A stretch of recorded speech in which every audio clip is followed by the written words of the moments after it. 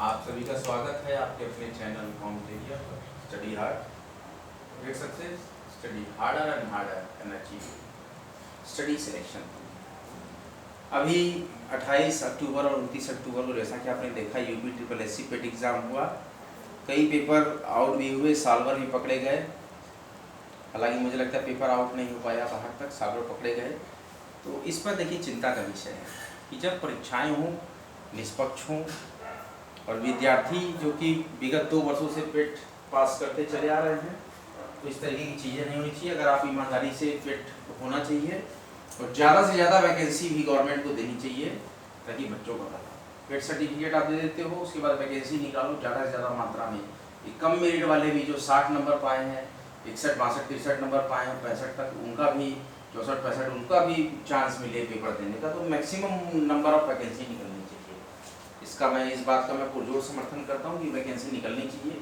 जैसे कि मैंने एक वीडियो में देखा, एक बच्चा पेपर फाड़ दे ट्रिपल एससी पेट का, तो उसने ना रोज जाहिर किया। और जो लेवल आपने बना दिया यूपीएससी की तरह लेवल, पीसीएस की तरह लेवल, एसएससी सीजीएल की तरह लेवल, तो पेट का लेवल उतना हाई नहीं बनाना चाहिए। एक पात्रता परीक्षा है, उसमें खुद ही आप मेरिट से ले रहे हो मेंस एग्जाम, तो ये होनी चाहिए। और जो भी हमारे चैनल पर विद्यार्थी नए हो वो कॉम्पिटेरिया को कृपया सब्सक्राइब करते हैं। आइए फ्री एजुकेशन प्लेटफॉर्म में देखते हैं सेंट्रल विजिलेंस कमीशन। भारत सरकार द्वारा 2004 में सेंट्रल विजिलेंस कमीशन, भारत सरकार द्वारा 2004 में सेंट्रल विजिलेंस कमीशन को नामित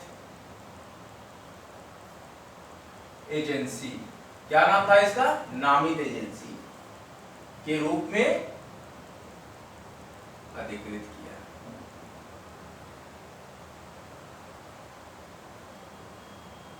कि किस नाम से?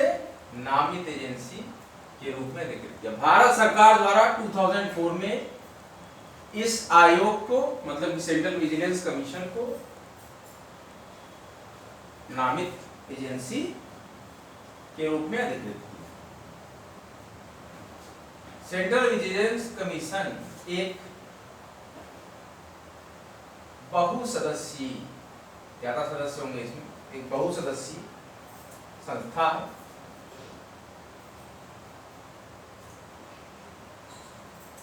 इसमें अध्यक्ष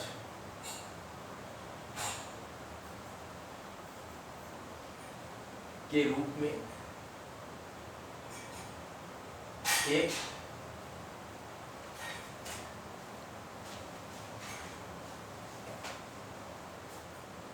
CVC commissioner, vigilance commission, vigilance commissioner होता है। एक बहुसदस्यीय संस्था है, बहुत से सदस्य हैं। इसमें अध्यक्ष के रूप में एक विजिलेंस कमिश्नर और 2 या 2 से कम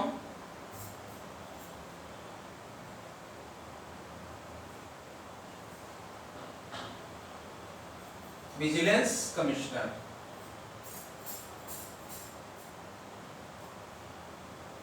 होते हैं।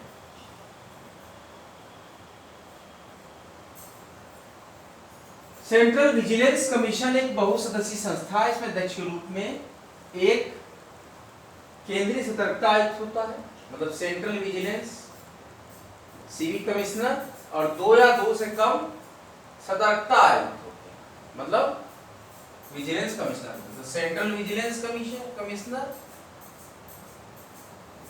सेंट्रल विजिलेंस कमिश्नर होता है एक, जो कि अध्यक्ष काम करता है, और 2 या 2 से कम सतर्कता आयुक्त,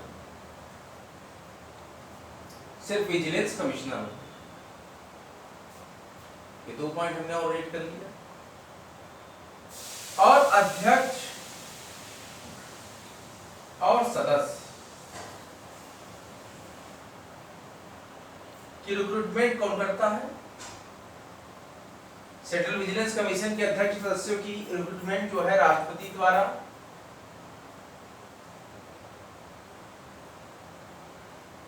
एक समिति गठित होती है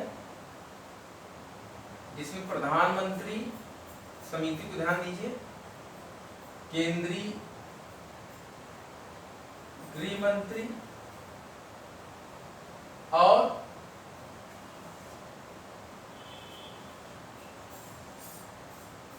लोकसभा में विपक्ष का नेता। ये कमेटी बनती है, समिति। देखिए, अध्यक्ष और सदस्यों की नियुक्ति राष्ट्रपति द्वारा। एक समिति होगी जिसमें प्रधानमंत्री होंगे, केंद्रीय गृह मंत्री होंगे, लोकसभा में विपक्ष का नेता होगा। तो इस समिति की सिफारिश के आधार पर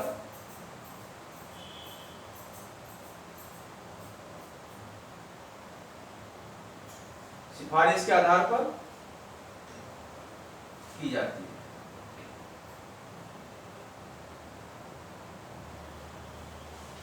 भारत सरकार द्वारा 2004 में सेंट्रल विजिलेंस कमीशन को नामित एजेंसी, क्या नाम था, नामित एजेंसी के रूप में अधिकृत किया गया कि ये नाम होगा, ये एक एजेंसी होगी और ये एक बहुसदस्यीय कमेटी है, संस्था है। इसमें अध्यक्ष के रूप में एक सेंट्रल विजिलेंस कमिश्नर और 2 या 2 से कम विजिलेंस कमिश्नर होते हैं। विजिलेंस नाम है इसका, सतर्कता क्या होते हैं, विजिलेंस, सेंट्रल विजिलेंस, विजिलेंस। तो इस तरीके से अध्यक्ष और सदस्य हो गए। और अध्यक्ष और सदस्यों की नियुक्ति राष्ट्रपति द्वारा एक कमेटी होती है जिसमें कि प्रधानमंत्री होते हैं, केंद्रीय गृह मंत्री होते हैं, लोकसभा में विपक्ष के नेता होते हैं। इनकी समिति की सिफारिश के आधार पर की जाती है अध्यक्ष और सदस्यों की नियुक्ति।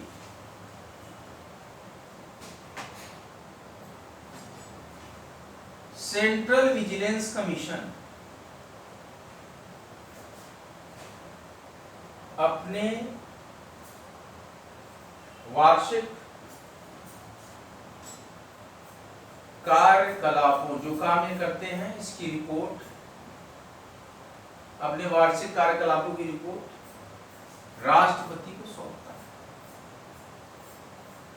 राष्ट्रपति को सौंपता है। और सेंट्रल विजिलेंस कमीशन अपने वार्षिक कार्यकलापों की रिपोर्ट राष्ट्रपति को सौंपता है और राष्ट्रपति इस रिपोर्ट को,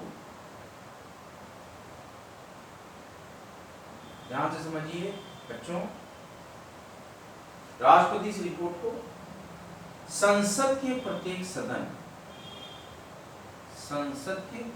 सदन, लोकसभा और राज्यसभा, उच्च सदन राज्यसभा, निम्न सदन लोकसभा। लोकसभा का कार्यकाल 5 साल, राज्यसभा के सदस्यों का कार्यकाल 6 साल। याद रखिएगा, प्रत्येक सदन में प्रस्तुत करता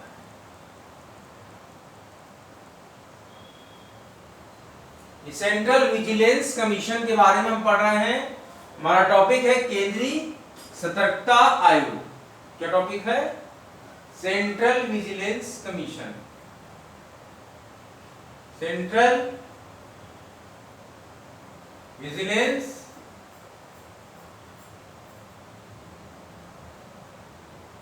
कमीशन, केंद्रीय सतर्कता आयोग। भारत सरकार द्वारा 2004 में सेंट्रल विजिलेंस कमीशन को एक नामित एजेंसी के रूप में अधिकृत किया गया। सेंट्रल विजिलेंस कमीशन एक बहुसदस्यीय संस्था है। इसमें अध्यक्ष के रूप में एक सेंट्रल विजिलेंस कमिश्नर और 2 या 2 से कम विजिलेंस कमिश्नर होते हैं। इनके अध्यक्ष सदस्यों की नियुक्ति राष्ट्रपति द्वारा एक समिति बनाई जाती है, उसकी सिफारिश पर की जाती है। उसके आधार पे उस समिति में प्रधानमंत्री होते हैं, केंद्रीय गृह मंत्री होता है और लोकसभा में जो विपक्ष के नेता है वो होते हैं। सेंट्रल विजिलेंस कमीशन अपने वार्षिक कार्यकलापों की रिपोर्ट राष्ट्रपति को सौंपता है और राष्ट्रपति इस रिपोर्ट को संसद के प्रत्येक सदन में प्रस्तुत करता है।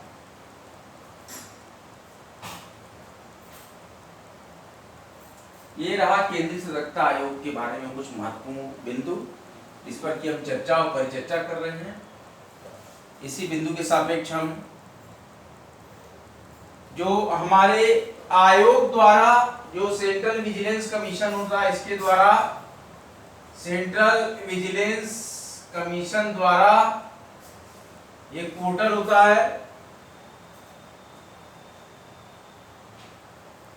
भ्रष्टाचार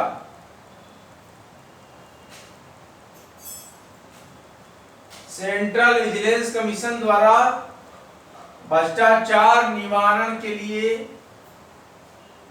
हेतु मतलब किसी कार्य के लिए VGA विज आई इसको बोलते हैं, क्या बोलते हैं? विज आई मतलब आंख, विज आंख, तो विज आई एक इस तरीके का पोर्टल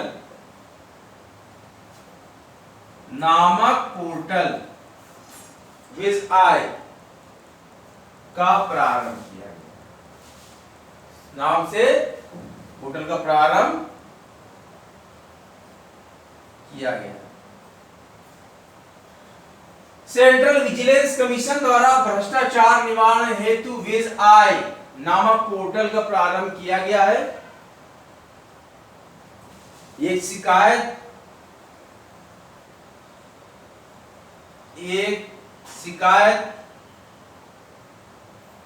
दर्ज कराने वाला पोर्टल है।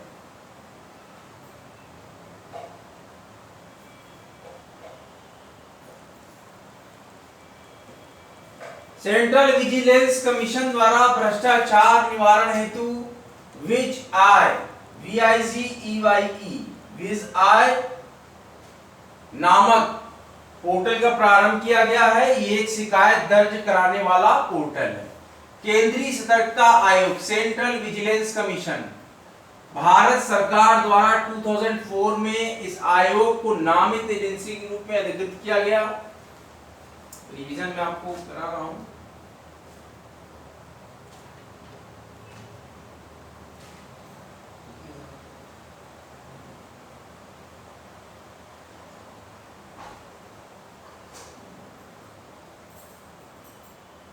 लेक्चर हमने स्टार्ट किया था जब हम फोकस किए थे दोबारा से नीति आयोग के बाद। सेंट्रल विजिलेंस कमीशन भारत सरकार द्वारा 2004 में इस आयोग को नामित एजेंसी के रूप में अधिकृत किया गया। ये एक बहुसदस्यीय संस्था है। इसमें अध्यक्ष के रूप में एक सेंट्रल विजिलेंस कमिश्नर और 2 या 2 से कम विजिलेंस कमिश्नर होते हैं।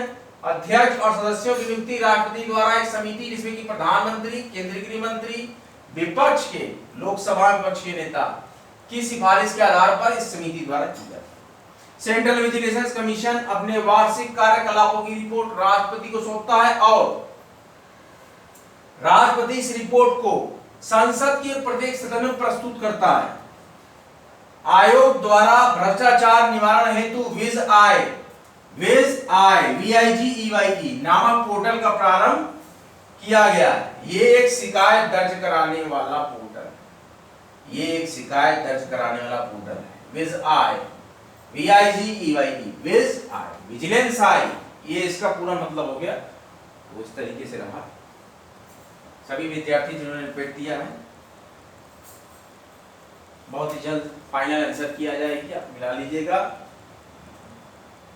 अपने अंक बताइएगा। कुल मिलाकर 69% छात्रों ने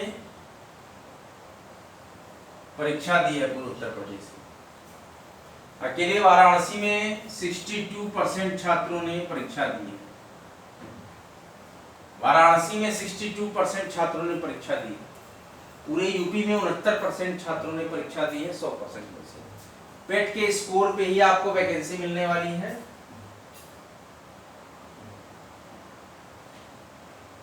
यूपी SSSC लोअर सबऑर्डिनेट, जिसको अपन लोअर पीसीएस बोलते हैं आजकल।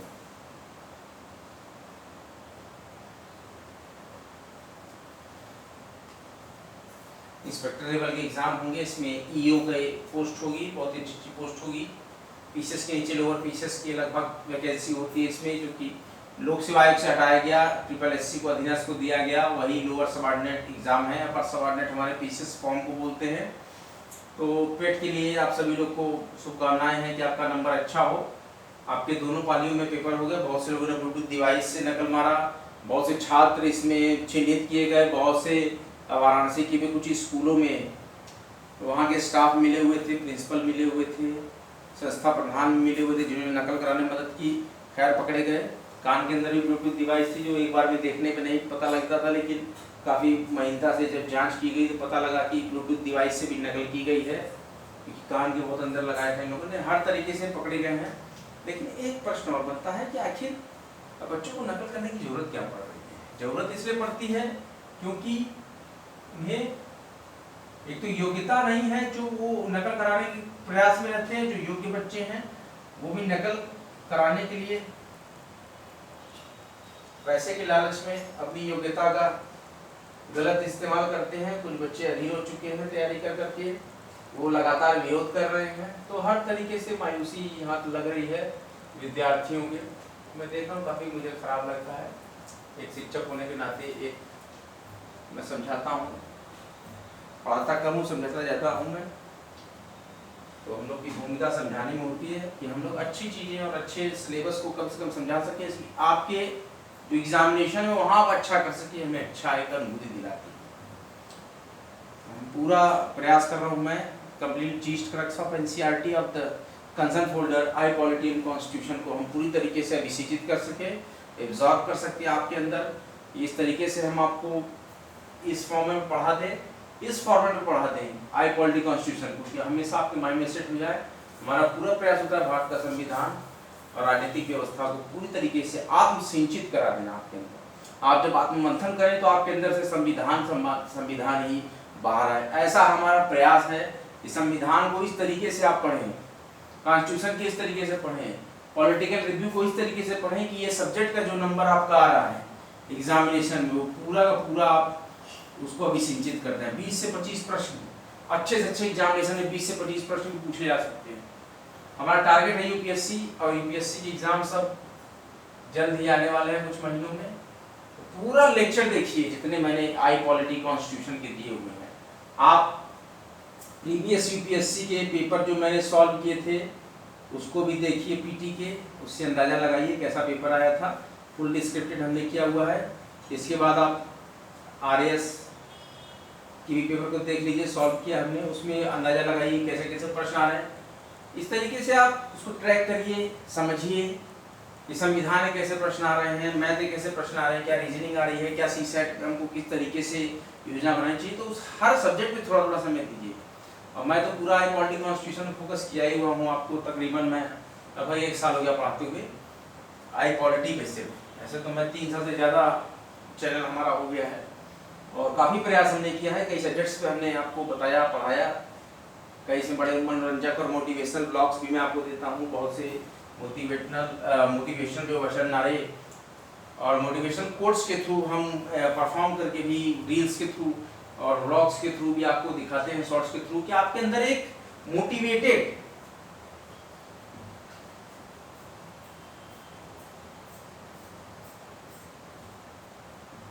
एक ईरा हम बनाते हैं, एक पूरा